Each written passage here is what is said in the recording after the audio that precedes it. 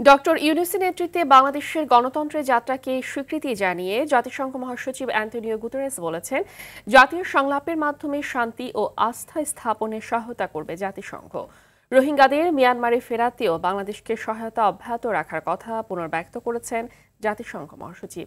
রোহিঙ্গা জনগোষ্ঠীকে ফিরিয়ে নেয়ার জন্য মিয়ানমার সরকারকে চাপ প্রয়োগ করার এখনই সময় বলে জানান পররাষ্ট্র উপদেষ্টা মোহাম্মদ তৌহিদ হোসেন। হোটেল ইন্টারকন্টিনেন্টালে যৌথ সংবাদ সম্মেলনে তারা এসব কথা বলেন।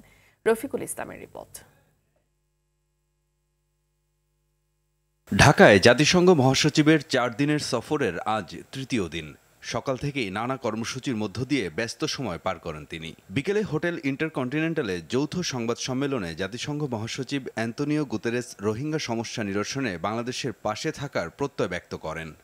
As the country undergoes a significant transition under the leadership of Chief Advisor Yunus, doctor ইউনূসের নেতৃত্বে বাংলাদেশ নতুনভাবে এগিয়ে যাচ্ছে, এটি আমাদের জন্য অত্যন্ত আনন্দের। আন্তর্জাতিক সম্প্রদায়গুলোর উচিত বাংলাদেশের পাশে দাঁড়ানো। আমরা যথাসাধ্য বাংলাদেশের জন্য কাজ করব।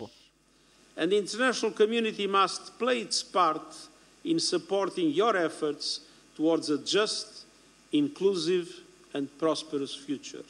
পররাষ্ট্র উপদেষ্টা মোহাম্মদ তৌহিদ হোসেন বলেন, সকল পক্ষের সাথে আলোচনা সাপেক্ষে রোহিঙ্গাদের ফিরিয়ে নিতে যথাযথ প্রক্রিয়া অনুসরণ করছে সরকার। It is time that we unify our efforts to press on the Myanmar authorities. Myanmar সরকারকে চাপ দেওয়া হচ্ছে, এটি এখন সময়। যদিও মায়ানমারের পরিস্থিতি এখন কিছুটা জটিল, তবুও আমরা আমাদের পক্ষ থেকে চেষ্টা চালিয়ে যাচ্ছি। Convince all of them and put appropriate pressure so that they can go back to their rightful place in dignity and honor. এর আগে সকালে জাতিসংঘ কান্ট্রি টিম ইউএনসিটি বাংলাদেশের সঙ্গে একটি বৈঠকে যোগ দেন অ্যান্টোনিও গুতেরেস। এরপর নতুন জাতিসংঘ কমন প্রাঙ্গণ পরিদর্শন করেন। পরে রাজনৈতিক দল, তরুণ এবং সুশীল সমাজের প্রতিনিধিদের সঙ্গে বৈঠকে অংশ নেন। রফিকুল ইসলাম, RTV, ঢাকা।